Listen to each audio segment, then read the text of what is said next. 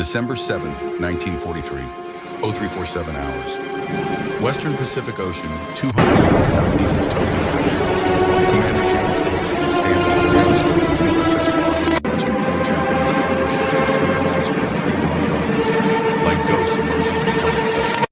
Two escort destroyers bracket the convoy alert, scanning for threats that doctrine says will come from 3,000 yards away. Standard United States Navy submarine warfare admirals, who have never heard a depth charge explode, says fire from maximum range. Stay deep, stay safe. Launch torpedoes and dive to 300 feet. Evade the destroyers and hope something hits. Davidson's finger hovers over the firing key at 650 yards. 10 times closer than regulations allow. Close enough to count individual rust stains on enemy hulls through the magnified periscope optics. Close enough that if he misses those destroyers, will ram Wahoo and crush her pressure hull like a beer can under a boot heel. His executive officer, Lieutenant Robert Chen, 28 years old, stands at the plotting table with a pencil in one hand and navigation dividers in the other. Chen's wife, Alice, is 7 months pregnant back in San Francisco. Their daughter, Emily, age 3, thinks Daddy is on a big boat adventure and will be home for Christmas with presents. Chen has done the mathematics 47 times in the past 6 hours. At 650 yards, torpedo run time is 38 seconds. Hit probability based on reduced range stable firing platform and minimal target maneuver time, 87%. At 3,000 yards per doctrine, hit probability drops to 23%. The numbers do not lie. But the numbers also do not account for what happens if this gamble fails. Skipper Chen says quietly, his voice tight with something between fear and faith. If we do this and it goes wrong, Alice becomes a widow with 2 children and no husband. Davidson does not move his eye from the periscope. And if we follow doctrine and miss like the last 3 patrols, Alice becomes a widow anyway, because this war drags on 5 more years, and I get you killed on patrol number 12 instead of patrol number 5. On the plotting table between them sits a small photograph. Chen's daughter, Emily Blonde, curls framing a gap-toothed smile, holding a hand-drawn sign that reads, "Come home, Daddy," in crayon letters that wander across the page like a drunk sailor on shore leave. In 38 seconds, Davidson will either prove that American submarine warfare doctrine is fatally flawed, or he will kill 52 men following his gamble. The destroyers have not spotted Wahoo yet, but they will. In maybe 2 minutes, when the sun breaks the eastern horizon and visibility improves, lookouts will see the wake. And then the mathematics change from probability calculations to survival odds. All ahead, full Davidson orders, his voice carrying the flat certainty of a man who has already made peace with his decision. Make your depth 60 feet. Chen's head snaps up from the plotting table. 60 feet puts the periscope barely submerged. At flank speed, Wahoo will throw a wake visible for miles across dark water. Every ship in that convoy will know exactly where they are. Skipper Chen starts, but Davidson cuts him off with a single raised hand. Do it! The deck plates vibrated as Wahoo's engines surged to full power. Through the periscope optics, Davidson watches the range close like a countdown to judgment. 1,500 yards, 1,200, 1,000. The convoy has not reacted yet. They do not expect what is coming because what is coming has never been done before in the history of submarine warfare. What Chen does not know, what the admirals back at Pearl Harbor do not know, what the Japanese destroyer captains certainly do not know, is that Davidson has been developing this tactic for 8 months in secret. Down the throat shooting, he calls it in the tactical notes he keeps hidden in his footlocker. Drive straight at the enemy at high speed, close to point-blank range. Fire while they are still trying to figure out what the hell you are doing. Then surface and run like your life depends on it, because it does.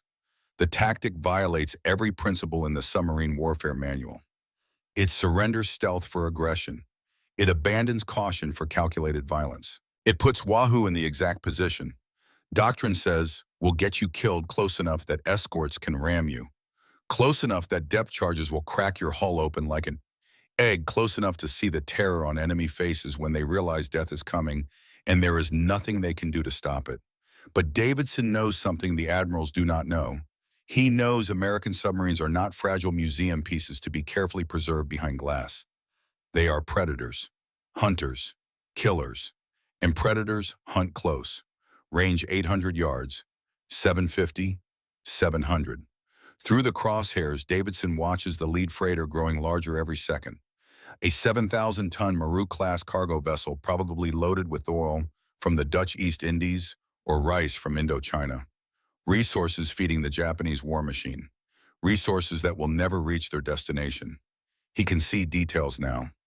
Cargo booms silhouetted against the lightning sky. Deck lights creating small pools of illumination.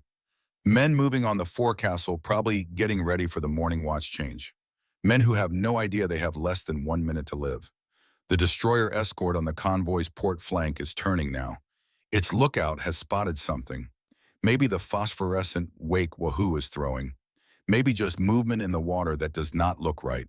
Either way, the destroyer is reacting, black smoke beginning to pour from its stacks as the engine room answers the bridge's demand for emergency speed.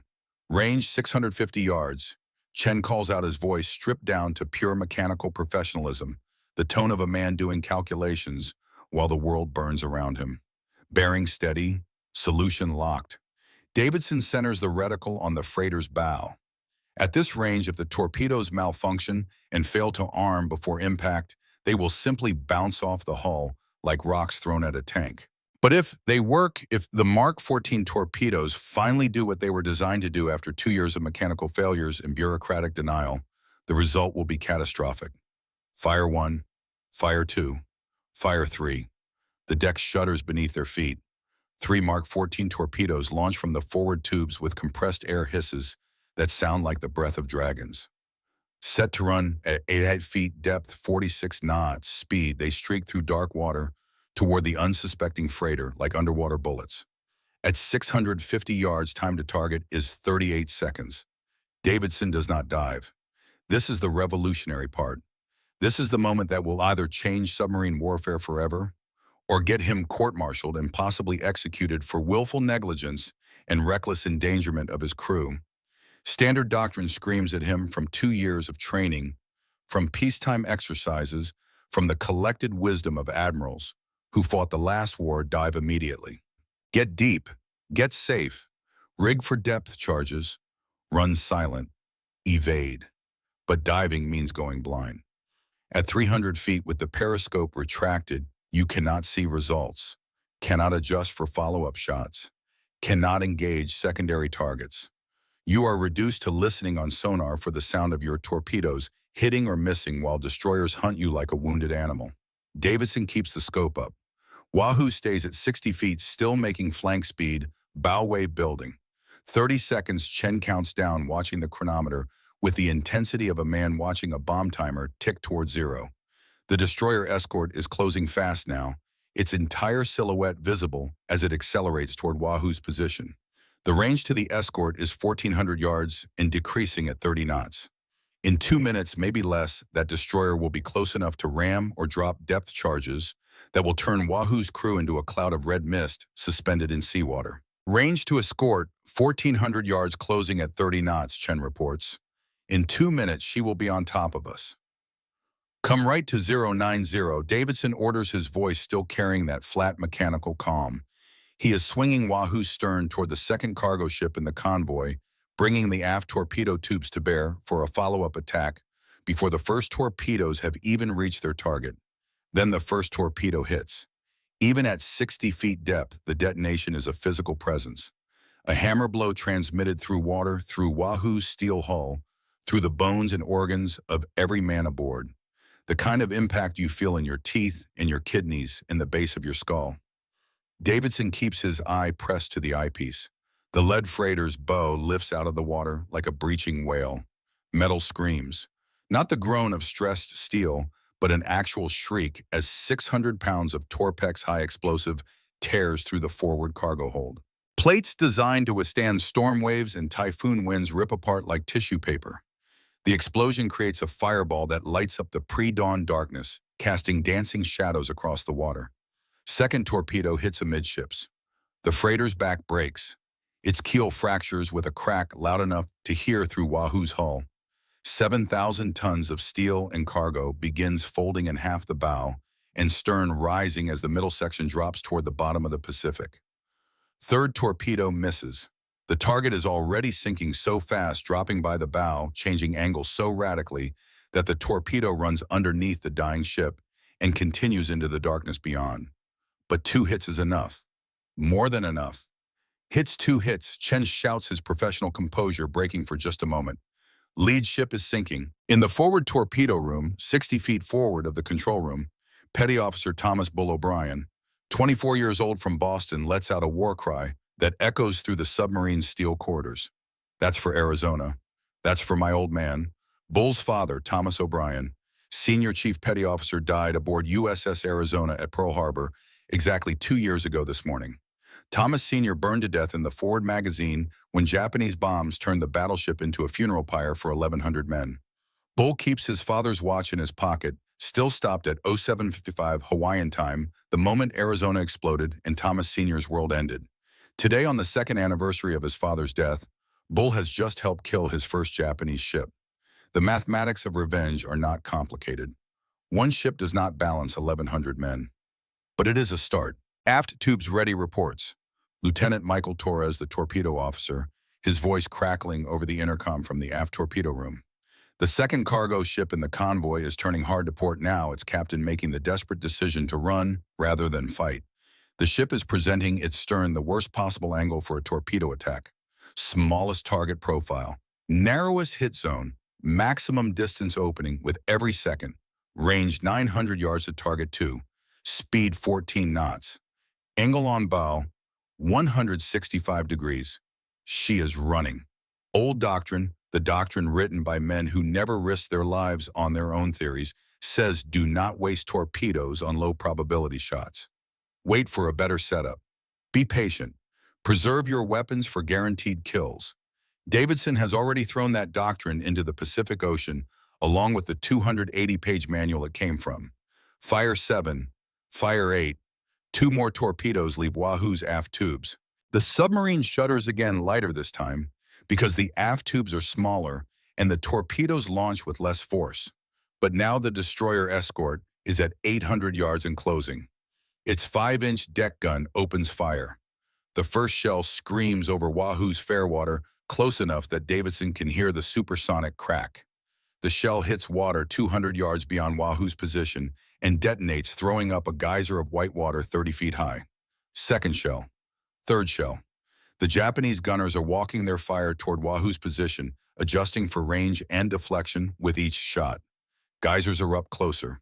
100 yards to port, 70 yards to starboard, 50 yards dead ahead. Hard left rudder, Davidson orders.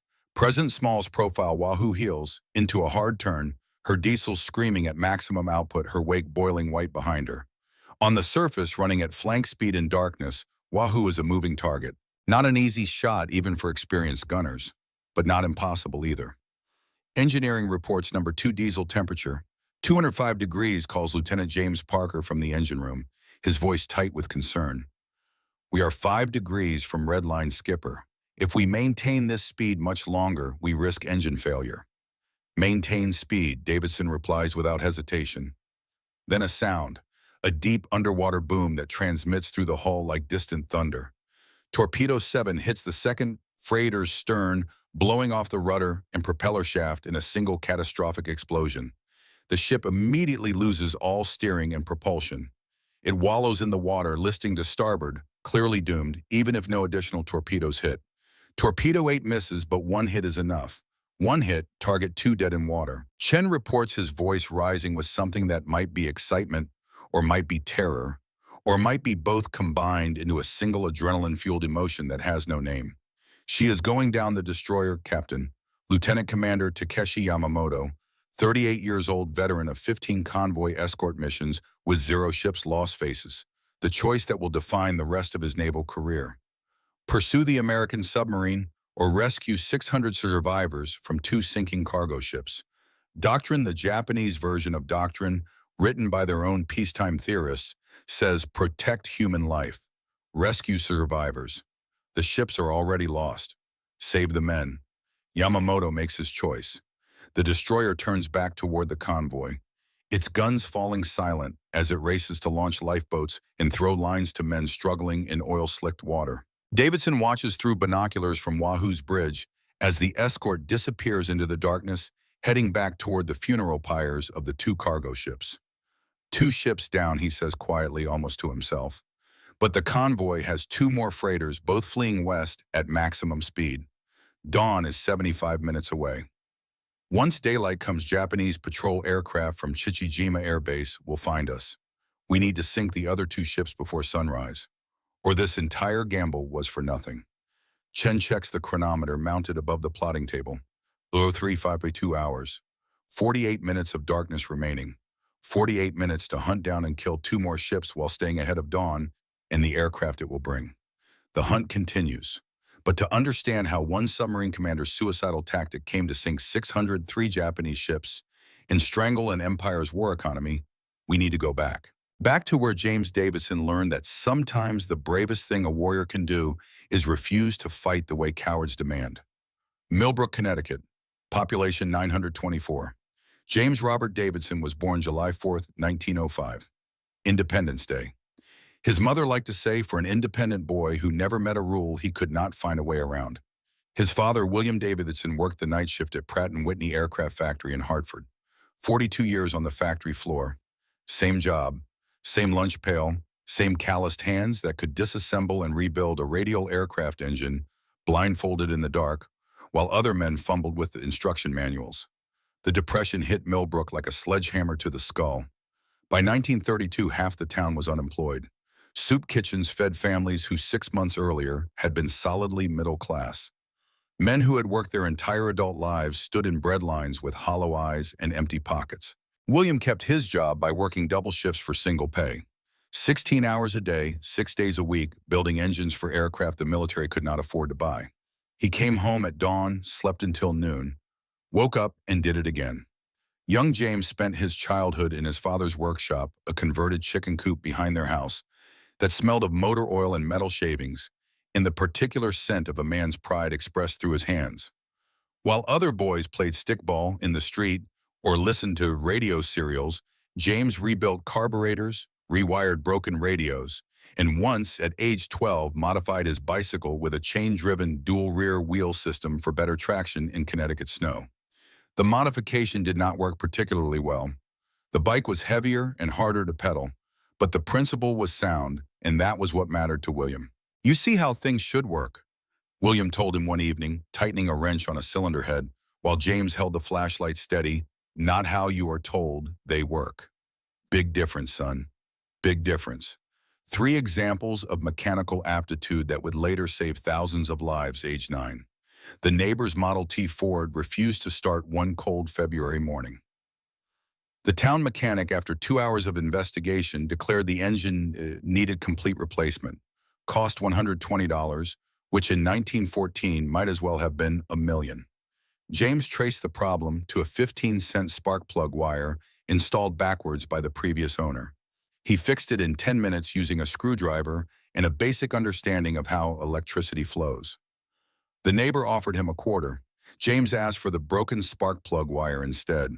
He wanted to study it to understand exactly how something so small could cause something so large to fail. Age 14. The high school boiler failed in January during the coldest week of winter. Dead of winter in Connecticut, snow 3 feet deep, temperatures below zero. The school board prepared to close the building until spring. The heating contractor wanted $200 for a new pressure valve. James made a replacement valve from brass pipe fittings and an inner tube from his father's truck.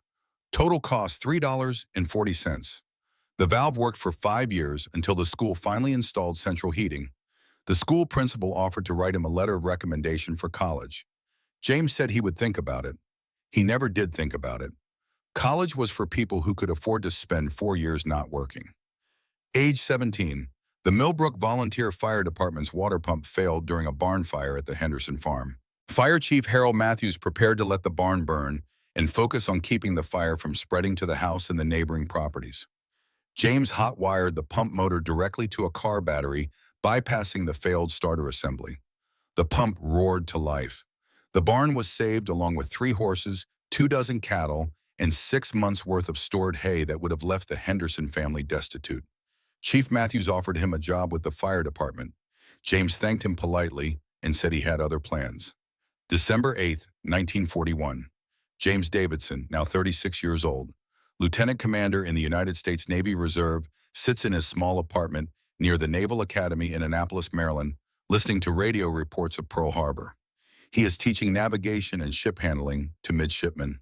A safe job, an important job, a job with zero probability of getting him killed. The Navy needs good instructors more than it needs mediocre combat officers, or so he has been told repeatedly by his commanding officer. The radio announcer's voice crackles with static and barely suppressed emotion as he describes the Japanese attack. Battleships burning, thousands dead, the Pacific Fleet crippled, the Arizona lost with over 1,000 men trapped inside. By December 10th, Davidson has submitted a formal request for transfer to submarine service. Active combat duty, any assignment, any boat. Just get him out of Annapolis and into the war. Request denied. The form letter from the Bureau of Naval Personnel is polite but firm. You are too valuable as an instructor, Commander Davidson. Your expertise in navigation and ship handling is needed to train the next generation of naval officers. He submits the request again, and again, and again. On his seventh request, his commanding officer calls him into the office. Captain Richard Harrison, 52 years old, Naval Academy class of 1911, a man who has spent his entire career behind desks pushing papers and training young men to fight wars he will never see. Commander Davidson Harrison says, leaning back in his chair with the casual authority of a man who has never had to make a life or death decision faster than the time it takes to fill out a form in triplicate, "Why the hell do you want to get yourself killed in a tin can at the bottom of the Pacific?" Davidson stands at attention, hands clasped behind his back, eyes fixed on a point 6 inches above Harrison's head. "Sir, my father spent 42 years building engines that helped us win the last war. I am not spending this one teaching theory to children while men my age are dying. You are 36 years old, Commander. You are past the age for aggressive combat assignments. You have skills that are needed here in training. With respect, sir, I have skills that are needed anywhere men need to navigate ships and make tactical decisions under pressure. I request transfer to submarine service." Long silence. Harrison studies Davidson's service record, flipping through pages, reading notations, considering. "Your efficiency reports are excellent. Your students respect you. You have a promising career ahead of you in naval education. You could make captain, maybe even admiral eventually. I do not want to make admiral, sir. I want to fight." Harrison sighs, closes the service record, and picks up a pen. "One last question, Commander. If I approve this transfer and you get killed in some godforsaken corner of the Pacific, will you haunt me for the rest of my life?" "No, sir. But if you deny this transfer and I spend the rest of the war safe in Annapolis while better men die, I will haunt myself." Harrison signs the transfer paperwork. June 1942. Davidson reports to USS Sculpin as executive officer under Commander William Harrison. No relation to the captain back in Annapolis. This Harrison is 40 years old, Academy graduate class of 1924, a man who believes absolutely in the submarine warfare doctrine because it was written by people smarter than him, and that is good enough. Sculpin is a good boat. Modern Gato-class submarine. Fast, well-armed, capable of diving to 300 feet. On paper, she is one of the most capable submarines ever built. On paper. In reality, Sculpin has completed 3 war patrols and sunk exactly 2 enemy vessels. 3 patrols. 72 torpedoes expended. 2 ships sunk. The mathematics are embarrassing. Davidson's first patrol as executive officer begins with promise. Intelligence reports indicate a major Japanese convoy will be passing through the Coral Sea in mid-June. 6 cargo ships, 2 destroyer escorts, valuable target. June 15, 1942, 14:30 hours. Sculpin spots the convoy exactly where intelligence said it would be. Lieutenant Samuel Miller, 32 years old, torpedo officer, stands beside Davidson at the plotting table in the control room. Sam is from Hartford, Connecticut, 20 miles from Davidson's hometown. They discovered this connection their first week aboard and have been inseparable since. Sam has a wife, Margaret, and a 3-year-old son, David. Every week, like clockwork, Margaret sends new photographs. Sam keeps them in his helmet, updates them religiously, shows them to anyone who will look. This morning, before the patrol began, Sam showed Davidson the latest photograph. David holding a toy submarine, grinning at the camera with the unself-conscious joy of a child who thinks his father is invincible. Maggie says he wants to be just like Daddy. Sam said, smiling that soft smile men get when they talk about their children. I keep telling her be anything but a submariner. Teacher, doctor, accountant. Anything that does not involve getting depth charged. Davidson had laughed. Then why did you join? Same reason you did, Sam replied. Somebody has to. Now at 14:45 hours, Sam is calculating firing solutions for the convoy attack. Range 2,800 yards. 6 cargo ships steaming in 2 columns. 2 destroyer escorts, 1 on each flank. Skipper Davidson says to Commander Harrison, recommend we close to 1,200 yards. Hit probability increases from 31% to 76% at reduced range. Harrison does not even look up from his scope. Negative. Doctrine specifies 2,500 yard minimum engagement range when 2 or more escorts are present. We follow Doctrine, Commander. Sir, at 2,800 yards, we have a 70% chance of missing every shot. If we close to 1,200 yards, we can guarantee at least 4 hits. We follow Doctrine. Harrison repeats his voice, carrying the flat finality of a man who has never questioned an order in his life and is not about to start now. Sam catches Davidson's eye across the plotting table. They both know what is about to happen. They are about to waste 18 torpedoes firing at a target they probably cannot hit. 15-12 hours. Sculpin fires 8 torpedoes at maximum range. 0 hits.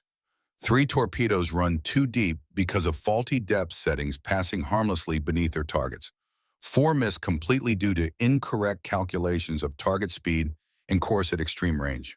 1 hits but fails to detonate the magnetic exploder on the Mark 14 torpedo, proving once again that it is the most unreliable piece of military equipment ever designed by human incompetence.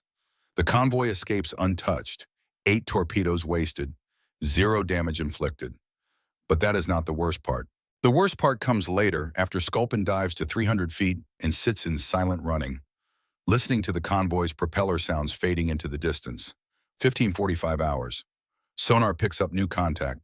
Another American submarine 40 miles west running fast on the surface. USS Grunion, commanded by Lieutenant Commander Samuel Skip Miller. Sam's older brother. Skip has heard the torpedo explosions from Sculpin's attack. He thinks Sculpin is under attack, thinks his fellow submarine needs help, thinks the right thing to do is race to assist. He violates silent running protocol, fires up his diesels at emergency full power, and charges toward the sound of the fight at maximum surface speed. The destroyer escort hears Grunion's engines from 12 miles away. Sound carries far in the Pacific, especially the distinctive rumble of submarine diesels running at full power. The destroyer turns back. For 90 minutes, the men aboard Sculpin listen on sonar. Depth charge after depth charge after depth charge. The distinctive underwater explosions that sound like God himself dropping hammers on steel drums. Then silence. The terrible silence that means either the submarine escaped or the submarine is gone. June 18, 1942. Sculpin returns to Pearl Harbor. An official casualty report is waiting on the dock. USS Grunion, SS-2 sick at sea, lost with all hands. 70 men. Depth charge by Imperial Japanese Navy destroyer Erare. Cause acoustic detection during high-speed surface transit. Sam Miller reads the telegram in the wardroom, sitting alone at the small table where he and Davidson usually play cribbage in the evening. His hands do not shake. His face does not change expression. He simply reads the words over and over as if reading them enough times might change their meaning. He walks to his bunk, sits down carefully like a man made of glass who might shatter. If he moves too quickly, opens his helmet and stares at the photograph of David holding the toy submarine. Davidson finds him there 2 hours later, still sitting, still staring at the photo. He came to help us, Sam says quietly, his voice empty of everything except a terrible understanding. Skip heard our torpedoes and thought we needed help. So he came running, and he died. Sam Davidson starts, but there are no words for this, no combination of sounds that can make this better.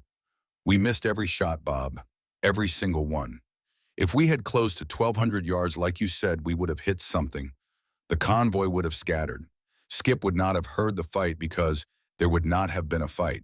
He would have stayed on patrol where he was supposed to be. Sam looks up and Davidson sees something in his eyes that will stay with him for the rest of his life. Absolute conviction. Unshakable certainty. The look of a man who has just discovered a truth so fundamental that it changes everything. Doctrine killed my brother. 70 men died because we followed rules written by people who have never been depth charged. People who have never counted seconds wondering if the next explosion cracks your hull open and drowns you in the dark. Sam hands Davidson the photograph of David. When this is over, you go see Maggie.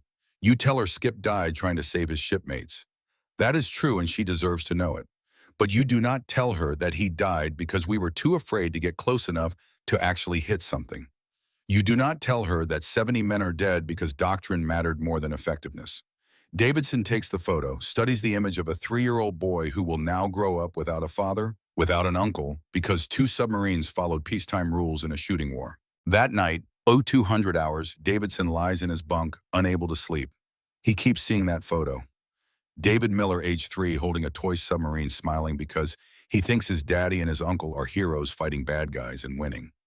One uncle is dead, and Davidson knows with absolute certainty that if he stays on Sculpin, under Harrison's command, more Sam Millers will die.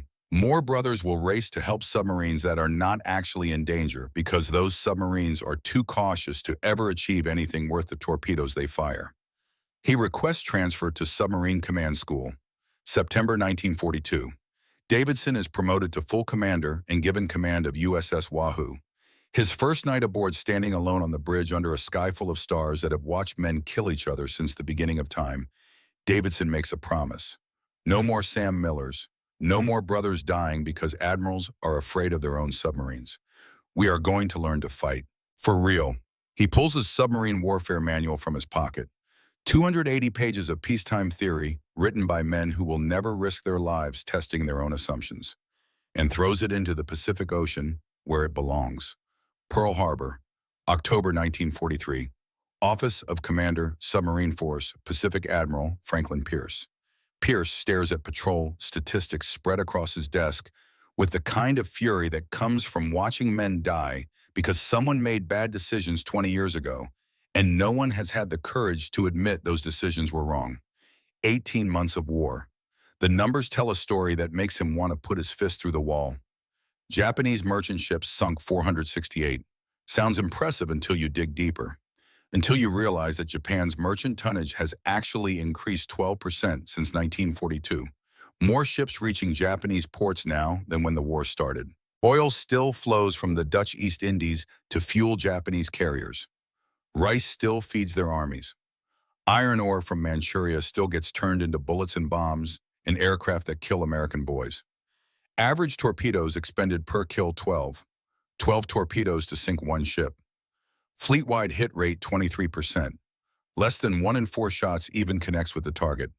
Average ships sunk per patrol 0.53. 0.53, Pierce says aloud to his deputy Rear Admiral Marcus Webb, who stands at parade rest near the window.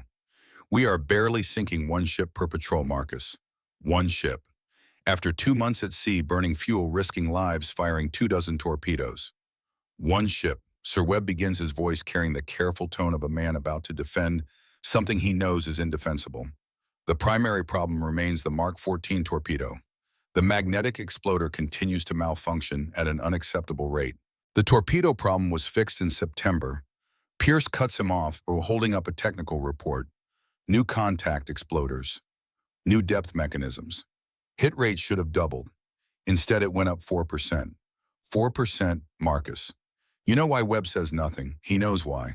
They both know why. But saying it out loud means admitting that 2 years of doctrine, 2 years of training, 2 years of caution have been wrong from the beginning. Because our submarines are firing from 3,000 goddamn yards. Pierce continues, his voice rising. He picks up a patrol report and reads USS Gudgeon. 16 torpedoes, expended 0 kills. USS Greenling, 22 torpedoes, 2 kills. USS Tambor, 19 torpedoes, 1 kill. He throws the reports across the desk. We are fighting this war like we are afraid of our own boats. Patrol reports show submarines breaking off attacks if escorts approach within 2,000 yards. Breaking off, Marcus, before they even fire. The Japanese have learned this.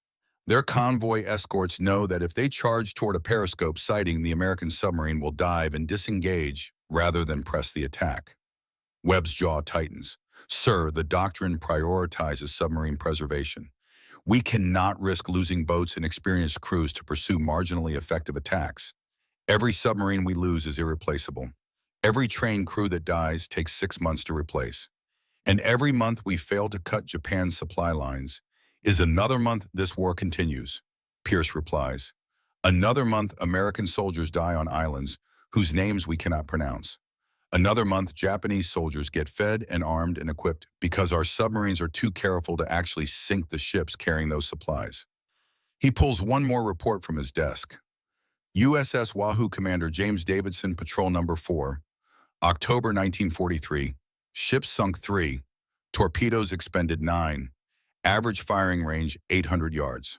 Hit rate 89%, crew casualties 0, 800 yards Marcus, not 3,000, not 2,000, 800. Close enough to see individual sailors on the enemy deck. Close enough that one mistake means a destroyer rams you and crushes your hull. Close enough that doctrine says you will definitely die. And he came back with 3 kills and 0 casualties. Webb's face turns red. Sir, with all respect, Commander Davidson violated standing orders. He recklessly endangered his crew.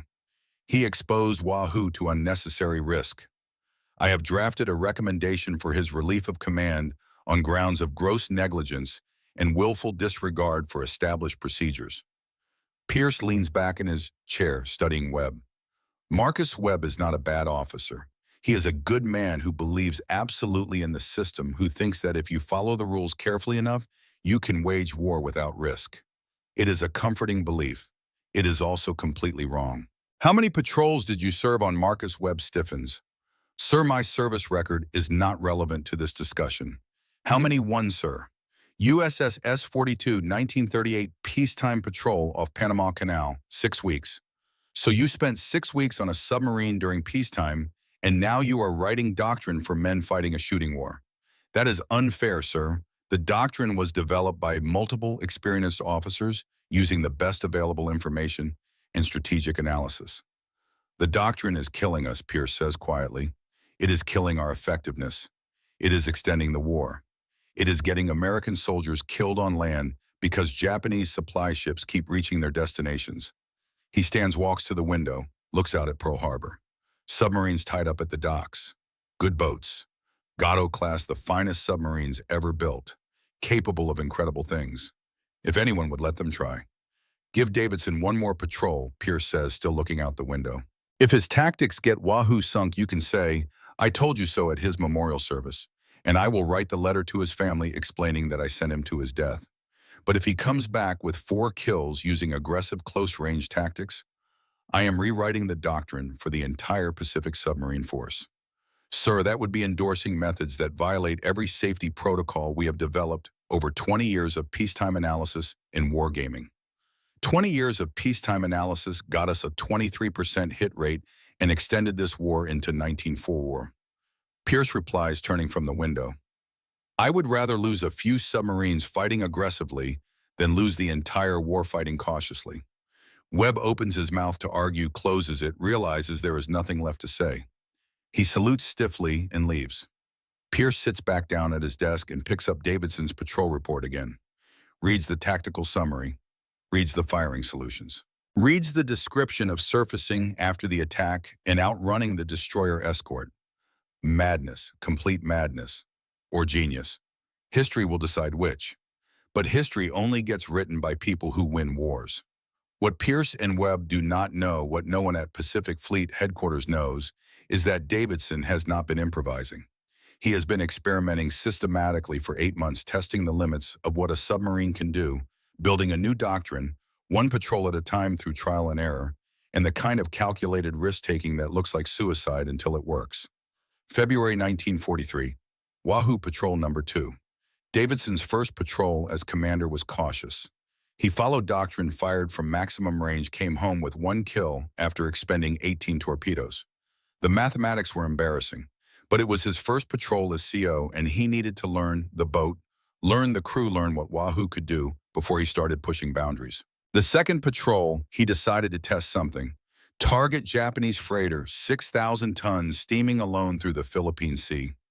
Probably a straggler from a convoy engine trouble or navigation error, leaving it vulnerable. Doctrine says attack from 2,500 yards minimum when no escorts are present. Davidson closes to 1,200 yards, half the doctrinal range. He fires 3 torpedoes. All 3 hit. The ship sinks in 6 minutes, going down so fast the crew barely has time to launch lifeboats. Lesson learned: closer equals fewer variables. Less time for the target to maneuver. Less chance for torpedo depth errors or course miscalculations to cause a miss. Higher hit probability through simple geometry. June 1943, Patrol Number 3. Davidson tries 900 yards. 4 torpedoes fired 3 hits, 2 ships sunk. But during the escape, an escort destroyer nearly catches Wahoo during the post-attack dive. Depth charges close enough to crack light bulbs and knock instruments off their mounts. Close enough that men in the control room can hear steel hull plates groaning under pressure. They escape, but barely. Lesson learned. Diving deep after an attack is too slow. Submerged speed is only 8 knots. A destroyer can run you down drop charges until your hull fails. Need a different escape method. August 1943, Lieutenant Chen, working late one night in the wardroom, surrounded by navigation charts and firing solution calculations, discovers something that changes everything. He knocks on Davidson's cabin door at 0200 hours. "Skipper, I need to show you something." Davidson, who has learned that when Chen says he needs to show you something at 2 in the morning, it is probably important, follows him to the wardroom. Chen spreads charts across the table. "I have been running calculations on surface versus submerged escape tactics. Surface speed for Wahoo, 21 knots. Surface speed for Fubuki-class destroyer, 38 knots. The destroyer is faster, so conventional thinking says we cannot outrun them on the surface." "That is correct," Davidson agrees, "which is why we dive. But what if we time it right?" Chen points to a timeline he has drawn.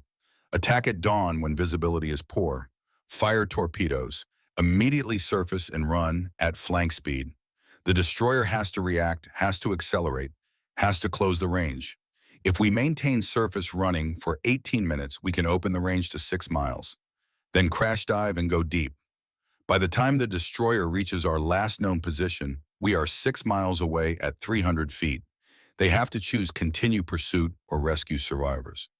Doctrine says rescue survivors.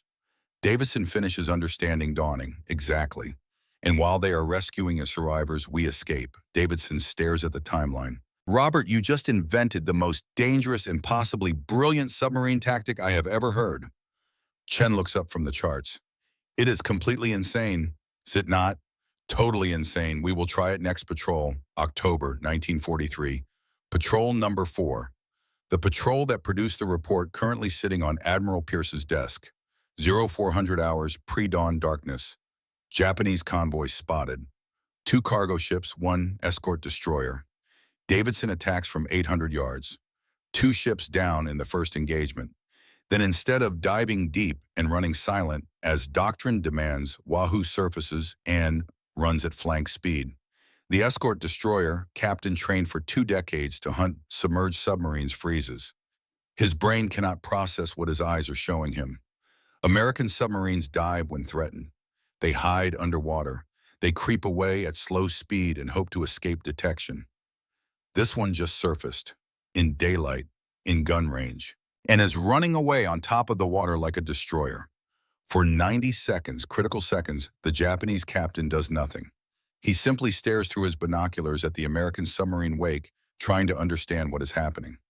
By the time his training reasserts itself and he orders pursuit, Wahoo has opened the range to 4,000 yards. The destroyer chases for 20 minutes before the captain makes his choice. Hundreds of sailors are in the water from the 2 sinking cargo ships. He has a duty to rescue them. He turns back. Wahoo escapes without a single depth charge dropped in her direction. 3rd ship sunk on a follow-up attack later that day. Total 3 kills, 9 torpedoes, 89% hit rate, 0 casualties. November 1943. Davidson writes it all down, every range calculation, every firing solution, every escape tactic. He writes a classified tactical proposal that he titles Aggressive Close-Range Engagement, a new doctrine for submarine warfare. The key points are simple: attack from 600 to 1,000 yards, not 2,500. Maintain periscope depth during attack instead of diving blind. Surface immediately after firing and escape at high speed. Press attacks on secondary targets instead of retreating after the first kill. He submits it to Admiral Pierce through official channels. Pierce reads it twice, then summons Davidson to Pearl Harbor for emergency consultation.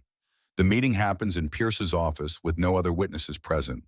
Commander Davidson Pierce says closing the proposal and setting it carefully on his desk. If your next patrol does not validate these tactics conclusively, I will let Admiral Webb court-martial you for every regulation you have violated in the past 6 months. But if you come back with 4 confirmed kills and 0 casualties, I am rewriting doctrine for the entire Pacific Submarine Force based on your methods. Davidson considers this. Sir, that is a lot of pressure. You are damn right it is pressure, Pierce replies. Now get back out there and prove to me you are a genius instead of a suicidal maniac who has been getting lucky. December 6, 1943, 2200 hours. USS Wahoo preparing for patrol number 5. Davidson briefs his officers in the wardroom.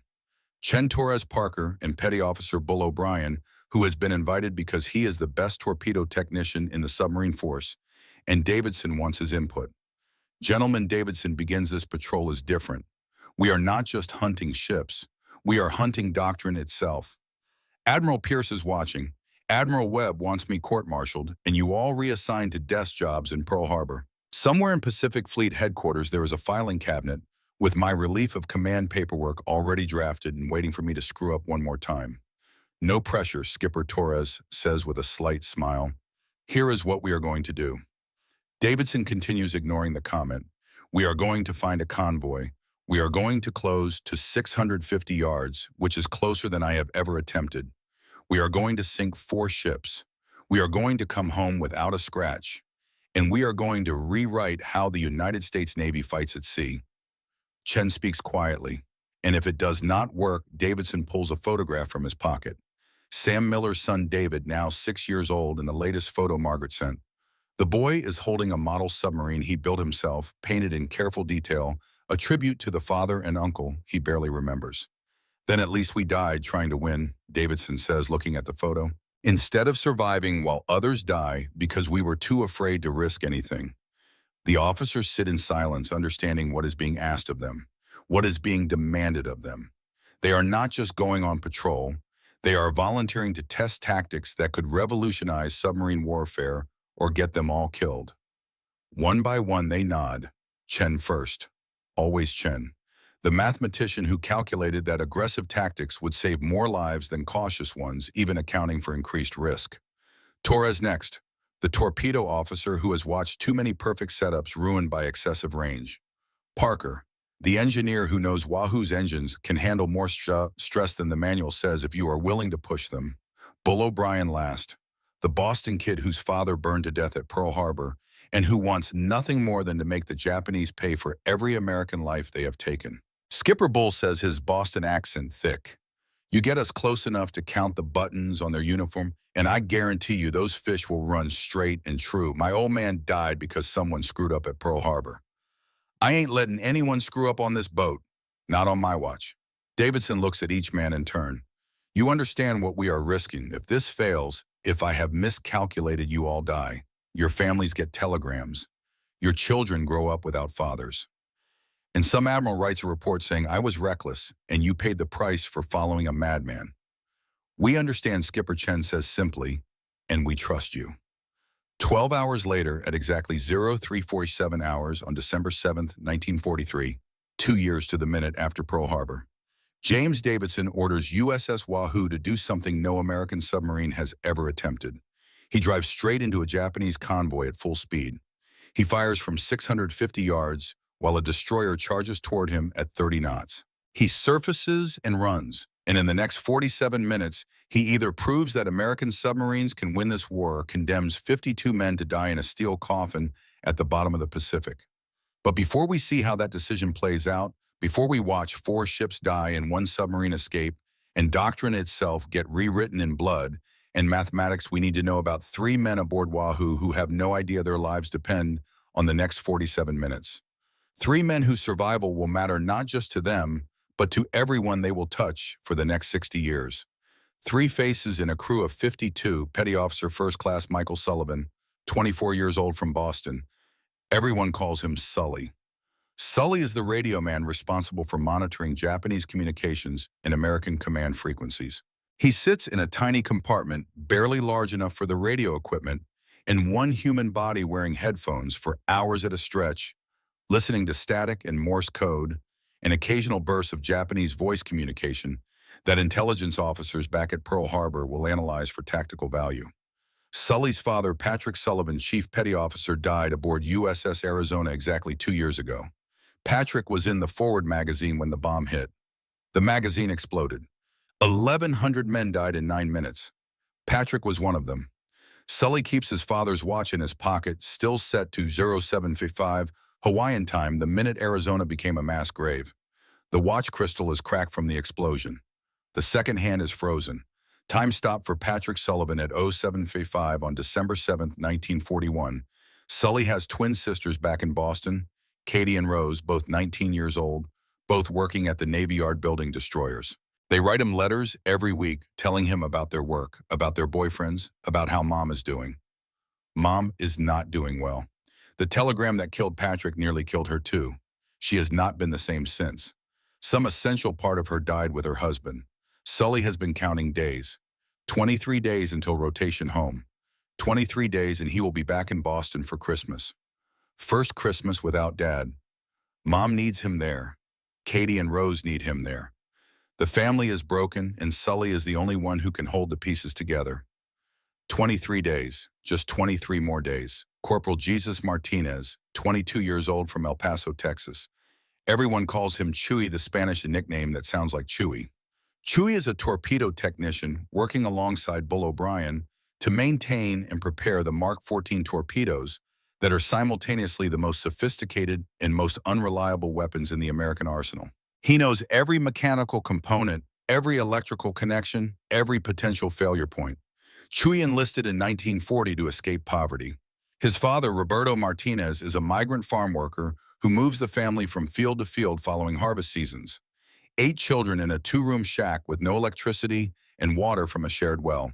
Chewy grew up hungry more often than not. He sends half his Navy pay home every month. His mother uses it to keep the younger children fed and in school. His youngest brother, Manuel, 12 years old, writes letters every week asking about submarines and torpedoes and how engines work. Manuel wants to be an engineer, wants to go to college, wants to escape the fields the way Chewy escaped. Chewy is saving money for Manuel's college fund. 3 more patrols and he will have enough for 4 years of tuition at University of Texas. 3 more patrols and Manuel can have the life Chewy never got. 3 more patrols, just 3 more. Seaman First Class David Wilson, 25 years old from Knoxville, Tennessee.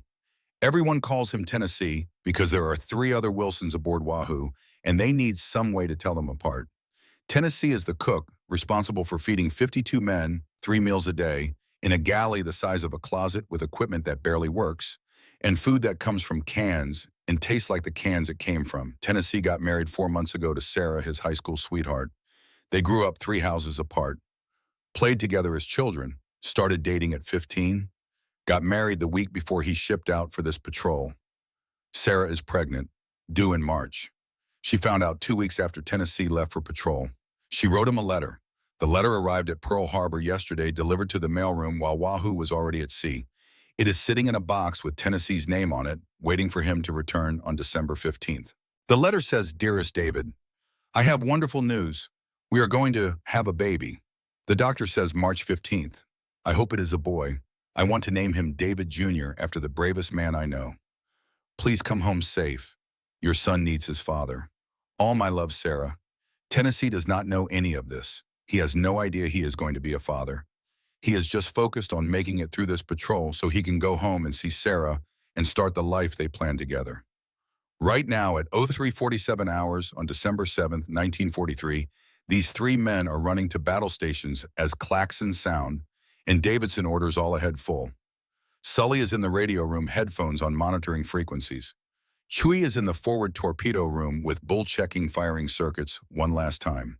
Tennessee is in the galley having just finished preparing breakfast that no one will eat because general quarters means everyone goes to their station and stays there until the shooting stops.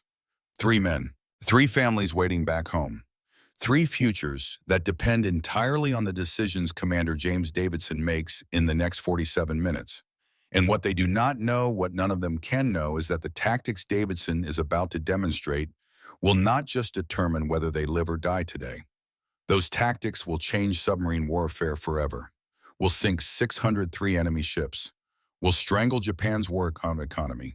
Will shorten the Pacific War by months and save tens of thousands of American lives.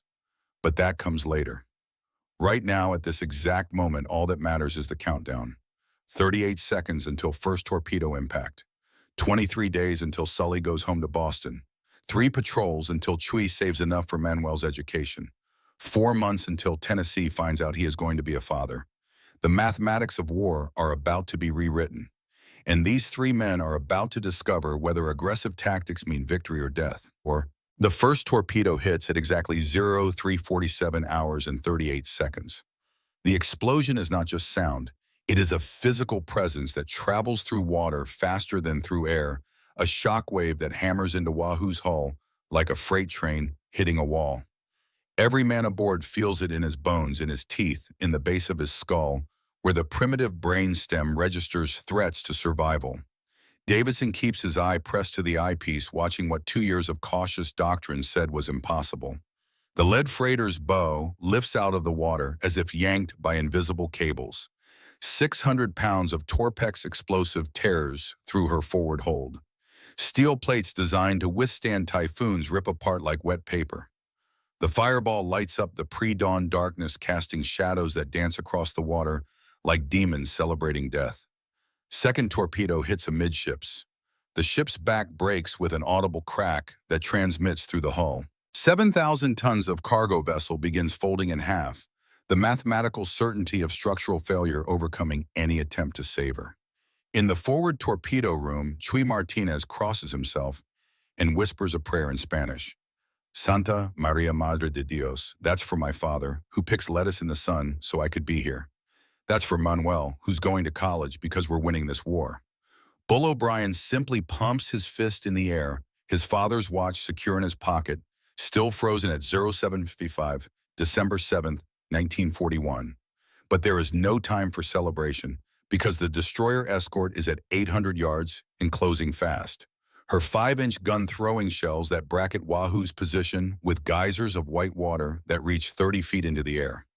Davidson makes the decision that will either validate 8 months of experimentation or kill everyone aboard in the next 2 minutes. All ahead flank, he orders, his voice carrying the mechanical calm of a man who has already accepted that he might die, but refuses to be afraid of it. Surface, surface, surface. Chen's head snaps around his face, showing the first crack in professional composure. Skipper, did you just order us to surface in the middle of a gun battle with a destroyer charging at us? Surface the boat, Davidson repeats. Now, air roars into ballast tanks with a sound like dragons breathing. Wahoo's bow breaks through dark water, throwing spray across the Fairwater. Diesel engines scream to life, 4 Fairbanks Morse power plants pushing every ounce of horsepower they were designed to produce, and then some. On the surface, Wahoo can make 21 knots. Not faster than a destroyer, not even close. But faster than the destroyer captain expected, faster than his training prepared him for, faster than doctrine says an American submarine should ever attempt. Lieutenant Commander Takeshi Yamamoto stands on his destroyer's bridge, binoculars pressed to his face, watching the American submarine surface and run. His brain struggles to process what his eyes show him. American submarines dive when threatened. 20 years of training, 15 convoy escorts, hundreds of engagements. American submarines always dive. They hide deep. They run silent. They creep away at slow speed and pray not to be found. This one surfaces. This one runs on top like it owns the ocean. For 3 seconds, Yamamoto does nothing. 3 seconds while his mind tries to reconcile observed reality with learned doctrine.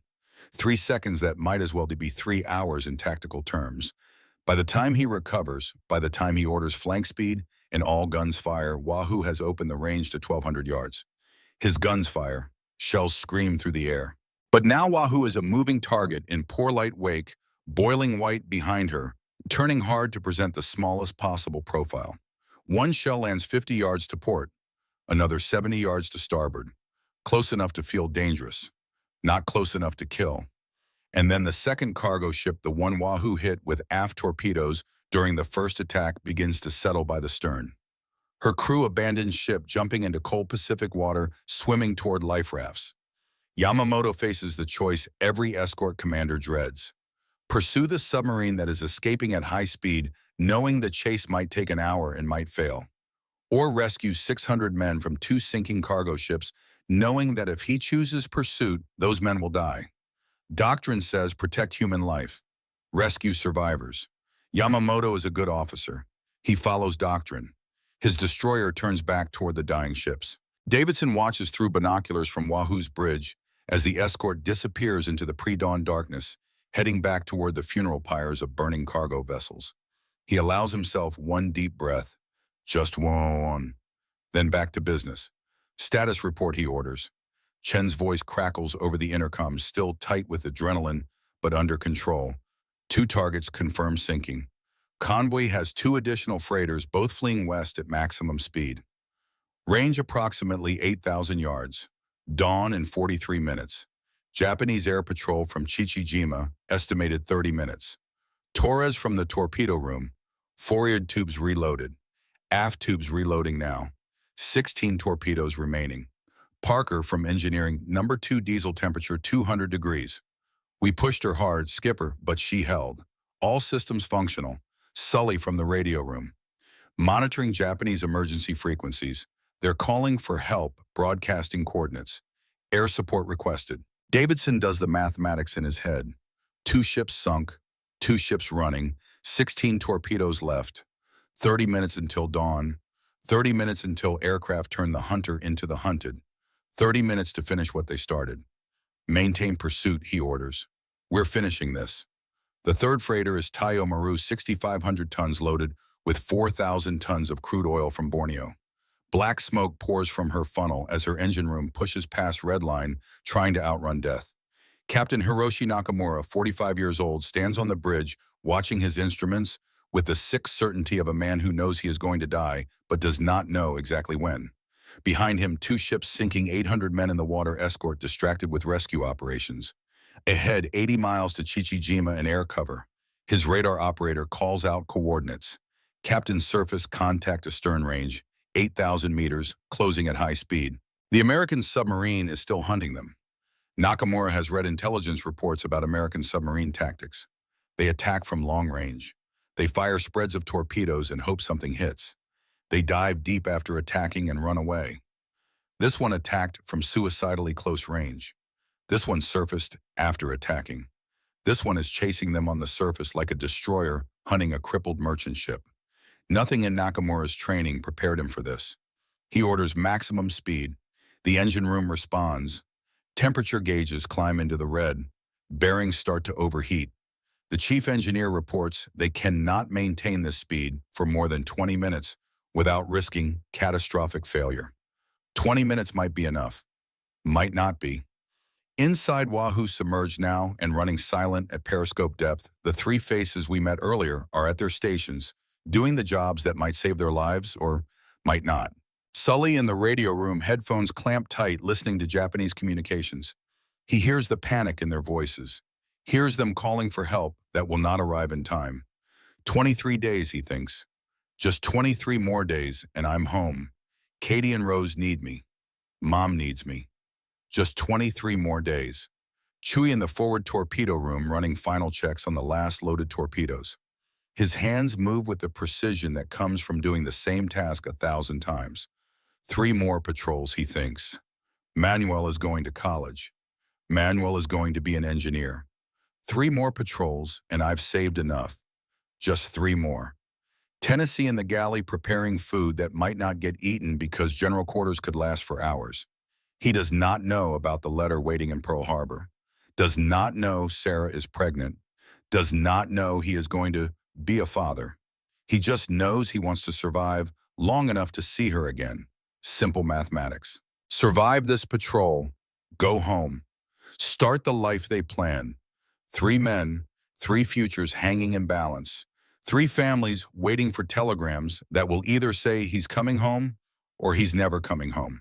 At 0442 hours, Davidson fires two torpedoes at Tayo Maru from 1,100 yards.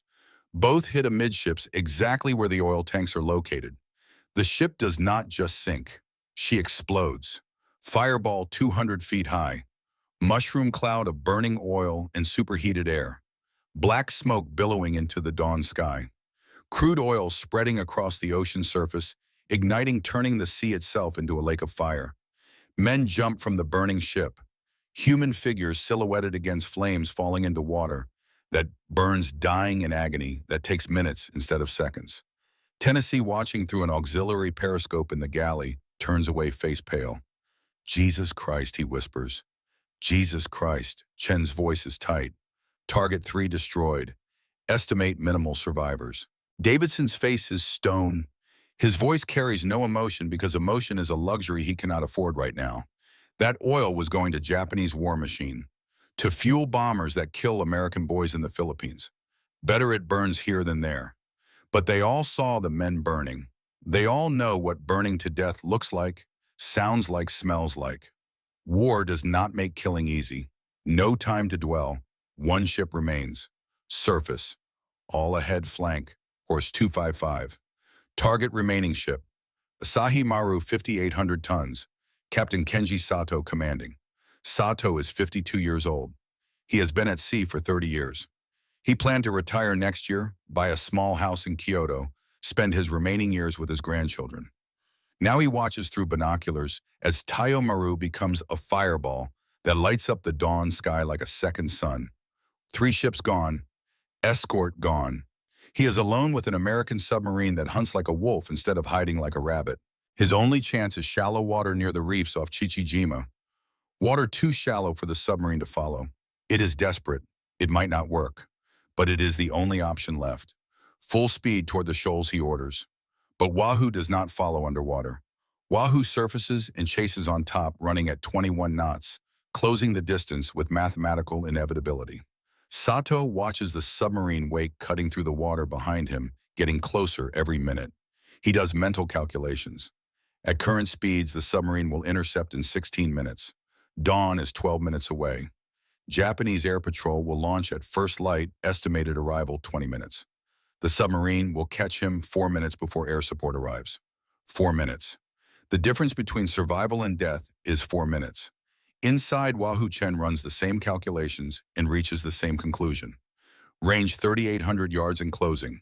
Intercept in 16 minutes. Dawn in 12. Air Patrol estimated 15 minutes after dawn. They are going to catch Asahi Maru before the aircraft arrive, but only barely. And if they delay the attack to give the crew time to abandon ship, the aircraft might arrive before Wahoo can dive and escape. Davidson faces the moral choice that will define not just this battle, but his entire legacy. International law of naval warfare is clear. Attacking merchant vessels is legal, but you must allow the crew to abandon ship if possible. You must minimize civilian casualties. You must show mercy when tactical situation permits. But showing mercy now means delaying the attack. Delaying means risking aircraft arrival. Risking aircraft means risking 52 American lives to save maybe 40 Japanese lives. The mathematics are brutal. 52 Americans versus 40 Japanese. Simple arithmetic says kill the ship immediately, save your crew, go home. But Davidson did not become a submarine commander to make simple choices. He became a submarine commander because someone needs to make hard choices and live with the consequences. Surface to 3,000 yards, he orders. Prepare signal lamp. Chen looks at him like he has lost his mind. Sir, we are giving them 5 minutes to abandon ship. Morse code. Abandon vessel immediately. Will attack in 5 minutes. Get into rafts, Torres protests over the intercom. Skipper that gives them time to call for air support could get us killed. I know, Davidson replies. Signal them anyway. Chen operates the signal lamp, flashing the message across 3,000 yards of dawn-lit ocean. On Asahi Maru's bridge, Captain Sato reads the message and cannot believe what he is seeing. The American submarine is giving warning. Offering a chance to survive, Japanese propaganda says Americans are barbarians who show no mercy. But this submarine captain is giving 5 minutes to evacuate. Sato grabs the megaphone. All hands abandon ship, women into rafts first. You have 5 minutes. There are 6 women aboard, comfort women being transported to forward bases, non-combatants forced into service by a military that treats them as equipment rather than humans. The crew helps them into the rafts first. Then the crew follows, moving with the organized chaos of men who have drilled for this moment but never expected to actually experience it. One of the women, Yuki Tanaka, 23 years old from Osaka, sits in the raft watching the American submarine that just sank her ship but gave her time to escape. She expects machine guns, expects to be killed. Japanese propaganda said Americans murder prisoners. Instead, the submarine waits, patient, silent, giving them the promised 5 minutes. Why are they letting us live? Yuki whispers to herself. No one answers because no one knows. All they know is that the enemy showed more mercy than their own military ever has. At 05:03 hours, the last raft clears at Asahi Maru. Chen reports rafts clear, skipper. Submerged to periscope depth. Range 1,200 yards. Fire 1, fire 2. Both torpedoes hit. Asahi Maru breaks in half and sinks in 4 minutes. But her crew and the 6 women are safe in rafts, watching their ship die, but knowing they will live. 4 ships down, Chen reports, his voice carrying exhaustion and awe in equal measure. Total tonnage 26,000 tons. Torpedoes expended 11. Hit rate 82%. 0 American casualties. Bull O'Brien's voice crackles over the intercom from the forward torpedo room. Skipper, we just made history, but Chen adds quietly, radar contact bearing 290, range 15 miles closing. Japanese patrol aircraft. Dive to 200 feet. Silent running. Course 090, speed 3 knots. Wahoo slips beneath the waves, becomes a ghost, disappears into the depths, while above her, a Japanese bomber searches for a target that no longer exists. December 15th, 1943. Pearl Harbor. Wahoo ties up at the dock.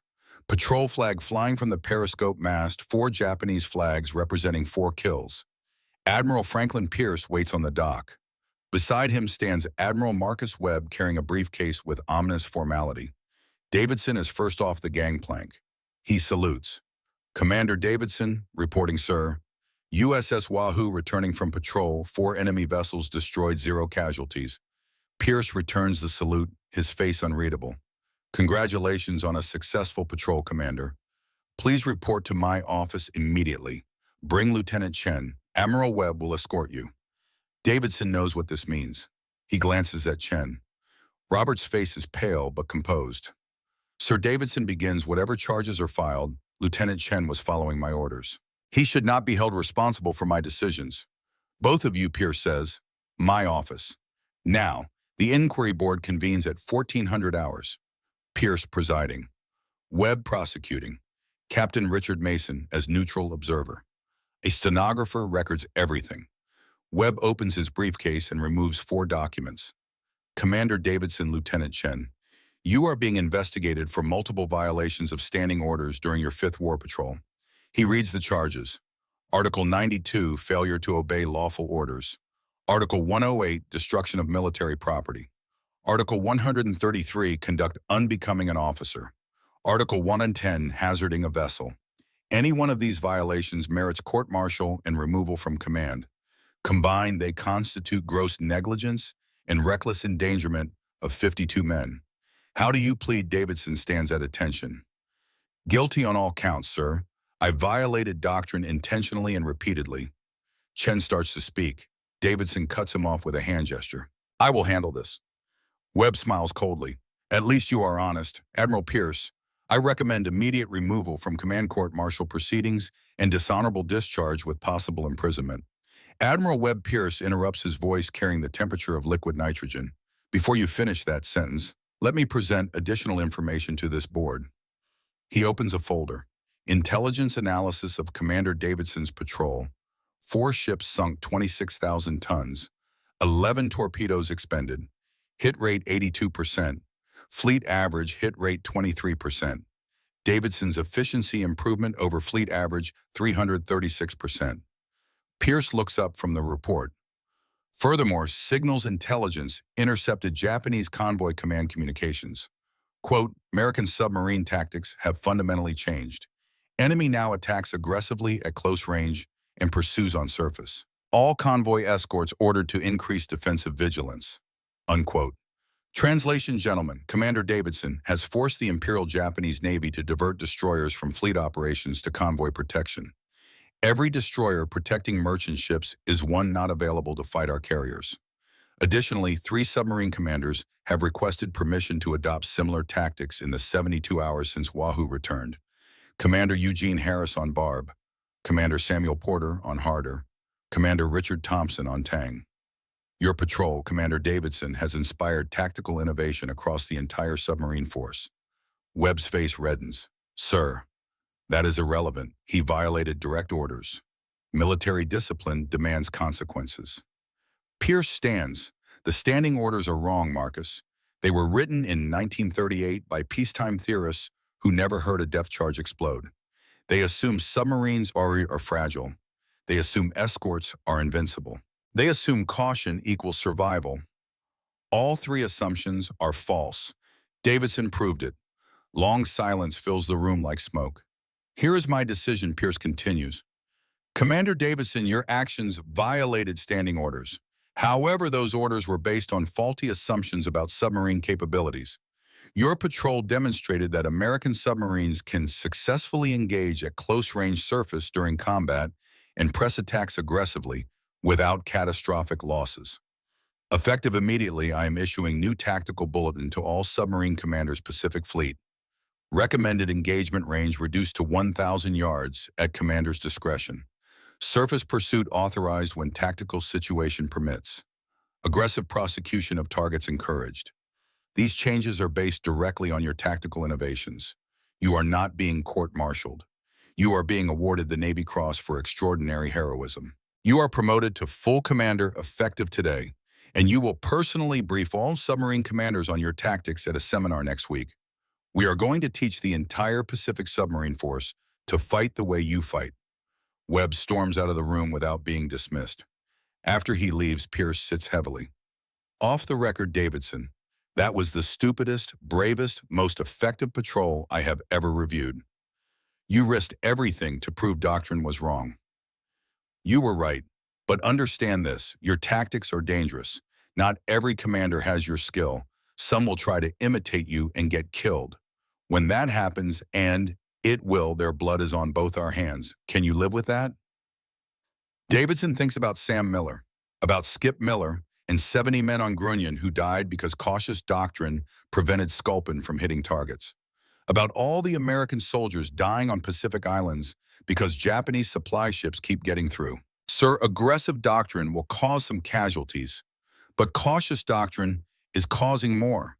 If we keep fighting scared, this war lasts until 1947. How many thousands die in those extra years? War is mathematics, sir, cruel mathematics, but necessary mathematics. Pierce nods slowly. God help us both. Dismissed. Outside the office, Chen exhales for what feels like the first time in hours. Skipper, we almost got court-martialed. But we didn't, Davidson replies. And now every submarine in the Pacific is going to fight our way. Robert, we just changed the war. At what cost? We will find out. What Davidson and Chen do not know, what they cannot know, because the future is opaque until it becomes the present, is that sitting in the mailroom back at Pearl Harbor are letters that will define the rest of their lives. Chen's letter is from Alice. She gave birth early. Baby girl healthy named Catherine. Mother and daughter doing well. Come home safe, Robert. Catherine needs her father. Davidson's letter is from Margaret Miller, Sam's widow. I heard about your patrol, Bob. 4 ships. They are saying you are rewriting submarine warfare. Sam would have been so proud. He always said you would be the one to fix the doctrine that killed him. Thank you for making his death mean something. And there is a 3rd letter that will not arrive for 10 more months. A letter Davidson will never read. A letter that will change everything. Because in October 1904, USS Wahoo will go on one final patrol into waters so dangerous that even aggressive tactics cannot guarantee survival. La Perouse Strait, shallow water, heavy air patrols, minefields. And on October 11, 1944, 2 years and 4 months after Pearl Harbor, Japanese aircraft will find Wahoo on the surface. Bombs will fall, the pressure hull will fail, 52 men will die, including Commander James Davidson, age 38, and Lieutenant Robert Chen, age 29, who will never meet his daughter Catherine. But that comes later. Right now, December 15th, 1943, three men walk off Oahu after the most successful submarine patrol of the war to date. Sully Sullivan walks down the gangplank, first sea bag over his shoulder, his father's watch heavy in his pocket. Katie and Rose are waiting on the dock. They should not be here. They should be in Boston. But somehow they got word. Somehow they made it to Pearl Harbor just in time. Katie sees him first. She screams his name. Both sisters run toward him, and for the first time since Arizona exploded 2 years ago, Sully allows himself to cry. 23 days. He made it 23 days. He will board a transport to San Francisco tomorrow. Be home for Christmas. Hold his mother while she weeps. Tell her that Patrick would be proud. Tell her that the war is being won. He will never go back to sea. The nightmares are too strong. The sound of depth charges in his sleep too real. But he survived, and surviving is enough. Chuy Martinez finds the letter waiting in his bunk. University of Texas Office of Admissions. He does not open it yet. He carries it back to the dock, finds a quiet spot, sits down with his back against a piling. His hands shake as he tears the envelope. Dear Mr. Manuel Martinez, we are pleased to inform you that you have been accepted. Chuy reads it 3 times. Then he pulls out paper and pen and writes, Mijo, you're going to college. Your big brother saved enough. You're going to be an engineer just like you dreamed. Papa would be so proud. I am so proud. Study hard. Make our family proud. Con amor, Chuy. He mails the letter that afternoon. 3 more patrols and he will have saved enough for all 4 years. Just 3 more. He can do 3 more. Tennessee Wilson finds the letter in the mailroom marked urgent, personal. He opens it, standing right there, cannot wait, hands trembling. Dearest David, I have wonderful news. We are going to have a baby. The doctor says March 15th. I hope it is a boy. I want to name him David Jr. after the bravest man I know. Please come home safe. Your son needs his father. All my love, Sarah. Tennessee sits down hard on the mailroom floor. A baby. A son. He is going to be a father. The mail clerk, an old chief with gray hair and kind eyes, leans over. You okay, son? Tennessee looks up, grinning like an idiot, tears streaming down his face. I'm going to be a dad, Chief. I'm going to be a damn, and I didn't even know. The chief smiles. Then you better make damn sure you survive the next 2 patrols so you can meet that boy. Understood. Yes, Chief, understood. Tennessee will serve 2 more patrols. We'll rotate home July 1944. We'll hold baby Catherine Sarah Wilson for the first time, 4 months old, already smiling. We'll kiss Sarah and promise never to leave again. We'll keep that promise. 3 men who lived because Davidson's tactics worked. 3 men out of 52 who will not be so lucky 10 months from now. But those 3 men will tell their children and grandchildren about the submarine commander who changed how America fights at sea, who proved that sometimes the bravest thing a warrior can do is refuse to fight the way cowards demand. And 60 years later, at a memorial service in Pearl Harbor on December 7, 2003, Catherine Chen Morrison, age 59, retired Marine Colonel, daughter of Robert Chen, who died before she was born, will speak about her father and the man he followed into history. I never met my father. He died 7 months before I was born. But I know him through his letters, through his navigation notebooks, through stories from men who served with him. Dad was a brilliant mathematician, but he also cared deeply about people. When he followed Commander Davidson's tactics, he did it because cautious tactics were getting Americans killed. Supplies kept reaching Japanese troops. The war kept dragging on. Dad calculated that aggressive submarine warfare, despite its risks, would save more lives than it cost. He was right. My brother and I exist because the war ended in 1945 instead of 1947. Because Davidson and my father and 3,500 other submariners fought aggressively enough to strangle Japan's economy. So when people ask if I am angry that Dad died, I answer no. I am grateful he had the courage to do the hard, dangerous, necessary thing. That is the American spirit Davidson embodied. That is what I tried to embody in my own Marine Corps service. Legacy does not die. It multiplies. The Pacific Ocean keeps its secrets. Somewhere in La Perouse Strait, 180 feet down, USS Oahu rests in eternal patrol, 52 men still at their stations. Their bodies rest in a steel tomb, but their legacy lives in every American submarine that prowls the depths. Commander James Davidson violated orders, broke doctrine, risked everything, and proved that sometimes one person's courage to break bad rules changes history. Final statistics: 6 patrols, 19 ships personally sunk, 846 additional ships sunk by others using his methods. War shortened by an estimated 4 to 8 months. American lives saved 32,000 to 64,000. Cost 52 men on Wahoo. Davidson would say, worth it. Fair winds and following seas. Your watch has ended, but your example endures. The predators you created still hunt in your wake.